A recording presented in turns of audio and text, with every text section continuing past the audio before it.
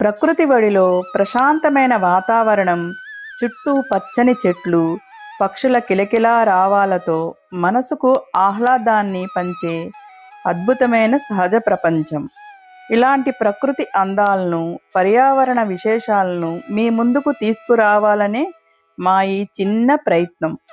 మీరు చూస్తున్నారు Nag nature's hub channel. మీ అందరికీ హృదయపూర్వక నమస్కారములు.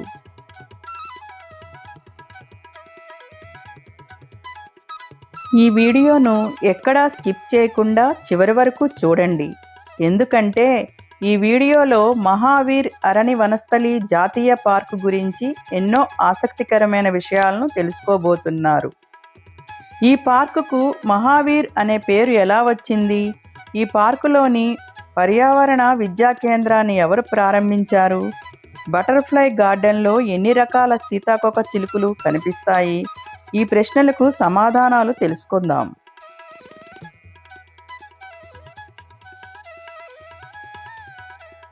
ప్రస్తుతం మనం హైదరాబాద్లోని వనస్థలీపురంలో ఉన్న మహావీర్ అరణ్య వనస్థలి జాతీయ పార్క్ ప్రవేశద్వారం వద్ద ఉన్నాము.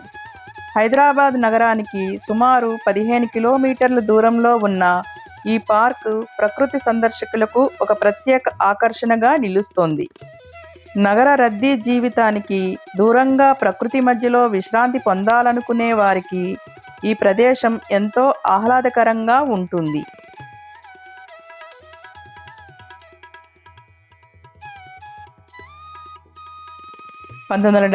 సంవత్సరంలో ఏర్పాటైన ఈ ప్రాంతానికి జైన మతంలోని గొప్ప సన్యాసి భగవాన్ మహావీర్ స్వామివారి 2500వ జయంతి సందర్భంగా ఆయన పేరు పెట్టబడింది. 1994 సంవత్సరంలో ఈ ప్రాంతానికి జాతీయ పార్కు హోదా లభించింది.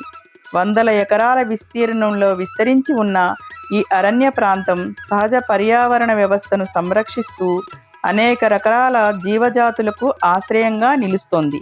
ప్రకృతి సౌందర్యం, ప్రశాంతమైన వాతావరణం మరియు జీవ వైవిధ్యం కలిసిన ఈ ప్రదేశం సందర్శకులకు ఒక ప్రత్యేకమైన అనుభూతిని అందిస్తుంది.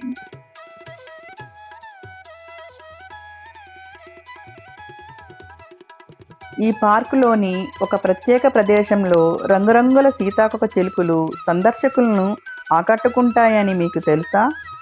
ప్రకృతి పర్యాటకులు, ఫోటోగ్రఫీ అభిమానులు ప్రత్యేకంగా సందర్శించే ఆ ప్రదేశం ఎలా ఉందో ఇప్పుడు చూద్దాం. ప్రస్తుతం మనం బటర్ఫ్లై గార్డెన్ వద్ద ఉన్నాం. ఇక్కడ వివిధ రకాల మొక్కలు, పూల మొక్కలు మరియు సహజ వాతావరణం కనిపిస్తున్నాయి. ప్రస్తుతం సీతాకోక చిలుకలు ఎక్కువగా కనిపించకపోయినా ఉదయం సమయాల్లో కొన్ని సీతాకోక చిలుకలను చూడవచ్చు. వర్షాకాలం మరియు శీతాకాలంలో ఈ ప్రాంతం మరింత పచ్చదనంతో కలకల్లాడుతూ ఉంటుంది. ఆ సమయంలో పూలు ఎక్కువగా వికసించడం వల్ల వివిధ రంగుల సీతాకోక చిలుకలు ఇక్కడ ఎక్కువగా కనిపించే అవకాశం ఉంటుంది. అందుబాటులో ఉన్న వివరాల ప్రకారం సుమారు 20 నుండి 30 రకాల సీతాకోక చిలుకలను ఇక్కడ వీక్షించవచ్చును. ప్రకృతి సందర్శకులకు మరియు ఫోటోగ్రఫీ అభిమానులకు ఇది ఒక అద్భుతమైన ప్రదేశం.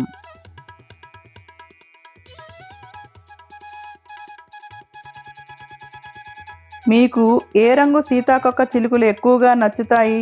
కామెంట్స్లో తప్పకుండా తెలియజేయండి.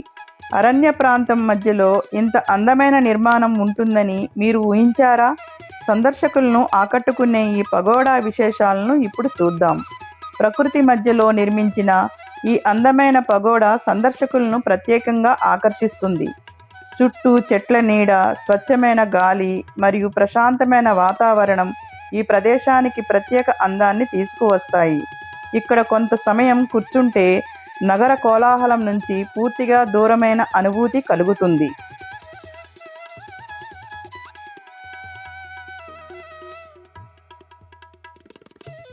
చుట్టూ పచ్చని చెట్లు, స్వచ్ఛమైన గాలి, పక్షుల మధురమైన కిలకిలా రావాలు, ప్రకృతి మధ్యలో గడిపే ప్రతి క్షణం మనసుకు కొత్త ఉత్సాహాన్ని అందిస్తుంది.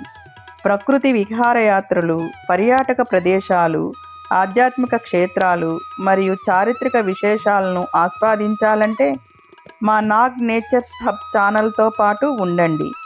ఎందుకంటే ఈ వీడియోలు మీ యాత్రకు మార్గదర్శకంగా ఉంటాయి.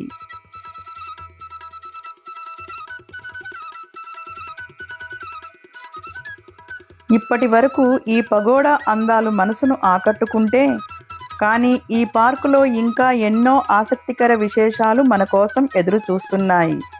ప్రకృతి మరియు వన్యప్రాణుల గురించి మరింత తెలుసుకోవాలనుకునే సందర్శకులకు ప్రత్యేకంగా ఏర్పాటు చేసిన మ్యూజియం విశేషాలను ఇప్పుడు చూద్దాం.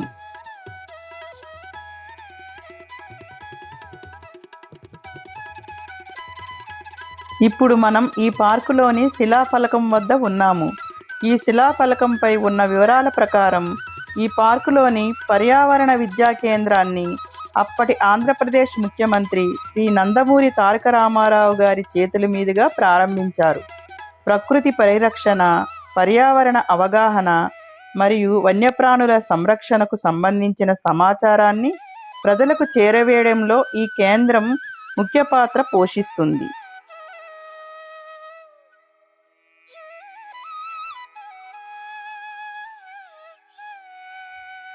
ప్రస్తుతం మనం మహావీర్ అరణి వనస్థలి పార్కులోని మ్యూజియం వద్ద ఉన్నాము. ఈ మ్యూజియం కేవలం ప్రదర్శనలకే పరిమితం కాకుండా ప్రకృతి మరియు వన్యప్రాణుల గురించి అవగాహన కల్పించే ఒక విజ్ఞాన కేంద్రంగా కూడా నిలుస్తోంది. ముందుగా ఇక్కడ ప్రకృతి, అరణ్య జీవజాలం మరియు పర్యావరణానికి సంబంధించిన పుస్తకాలతో కూడిన చిన్న లైబ్రరీని చూడవచ్చును.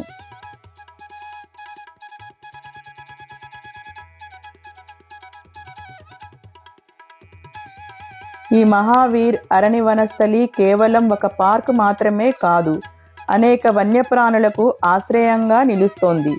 ఇక్కడ కృష్ణ జింకలు, బ్లాక్ బక్, చీతల్ డీర్, వైల్డ్ బోర్, అడవి పందులు, పాములు, నెమళ్ళు, 30 జాతుల సరీసృపాలు, 120కి పైగా జాతుల పక్షులు మరియు మరెన్నో జీవజాతుల గురించి వీటి నమూనాను మ్యూజియంలో ఉంచారు.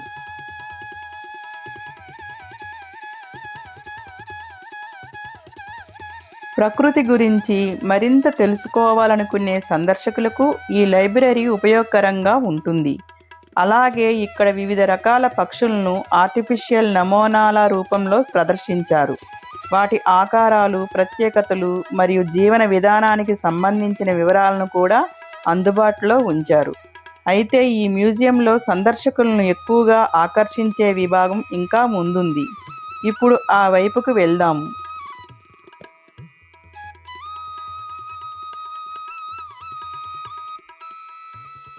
ముందుగా ఇక్కడ ఏర్పాటు చేసిన ప్రతి విభాగం ప్రకృతి ప్రపంచాన్ని మరింత దగ్గరగా అర్థం చేసుకునేలా రూపొందించబడింది.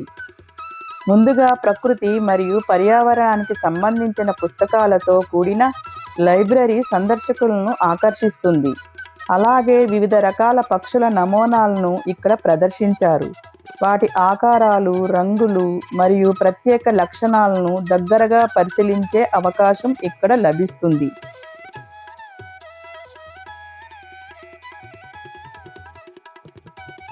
అయితే ఈ మ్యూజియంలో సందర్శకులను ఎక్కువగా ఆకట్టుకునేది వన్యప్రాణుల విభాగమే. ఇప్పుడు ఆ వైపు వెళ్దాం. ఇక్కడ వివిధ రకాల జింకల నమూనాలను ఏర్పాటు చేశారు.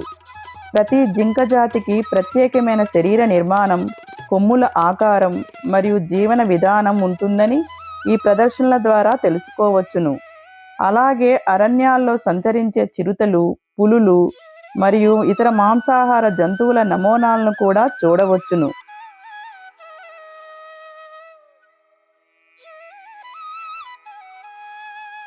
వాటి వేట నైపుణ్యం, అడవిలో వాటి ప్రాముఖ్యత మరియు జీవన విధానానికి సంబంధించిన వివరాలను ఇక్కడ పొందుపరిచారు. ఇక్కడ కనిపించే ప్రతి నమూనా నిజమైన జంతువులను తలపించేలా ఎంతో చక్కగా రూపొందించబడింది. అడవి పందులు, ఎలుగుబంట్లు మరియు ఇతర వన్యజీవుల నమూనాలను కూడా సందర్శకుల దృష్టిని ఆకర్షిస్తాయి. అడవిలో ప్రతి జీవికి ఒక ప్రత్యేకమైన పాత్ర ఉంటుందని ఈ ప్రదర్శనలు తెలియజేస్తాయి.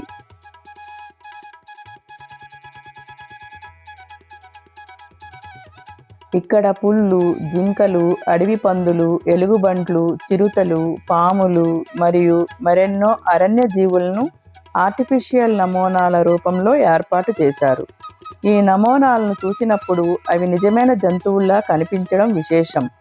ప్రతి జంతువు వద్ద దాని జీవన విధానం, ఆహారపు అలవాట్లు నివాస ప్రాంతం మరియు ప్రత్యేక లక్షణాలకు సంబంధించిన సమాచారాన్ని అందించారు.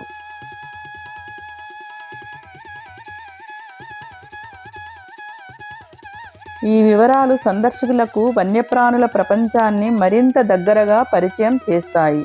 ప్రత్యేకంగా చిన్నారులు మరియు విద్యార్థులకు ఈ విభాగం ఎంతో ఆసక్తిని కలిగిస్తుంది.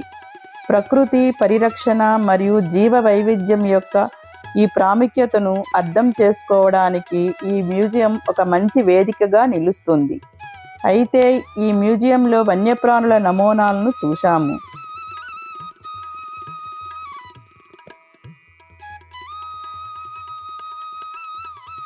పాముల విభాగంలో వివిధ రకాల సరీసృపాలకు సంబంధించిన సమాచారాన్ని కూడా అందించారు.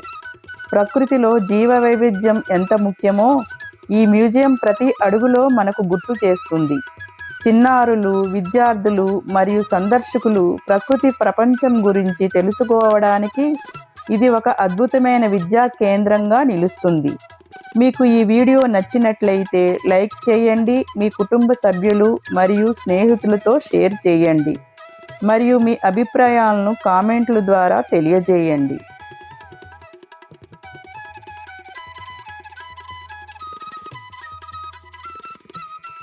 ఇప్పటి వరకు మహావీర్ అరణ్య వనస్థలి జాతీయ పార్కులోని ఎంట్రన్స్ ప్రాంతం, చరిత్ర, పర్యావరణ విద్యా కేంద్రం, బటర్ఫ్లై గార్డెన్, పగోడా మరియు మ్యూజియంను చూశాము. అయితే ఇంకా అసలు అరణ్య ప్రపంచం మన కోసం ఎదురు చూస్తుంది. ఈ అరణ్యంలో నివసిస్తున్న కృష్ణ జింకలు, చీతల్ జింకలు, నెమళ్ళు, అడవి పందులు, సఫారీ అనుభవం మరియు మరెన్నో ఆసక్తికర విశేషాలను తదుపరి భాగంలో మీ ముందుకు వీడియో తీసుకురాబోతున్నాం. ఆ వీడియో మీకు ఈ పార్క్ సందర్శనలో ఒక మార్గదర్శకంగా ఉపయోగపడుతుంది.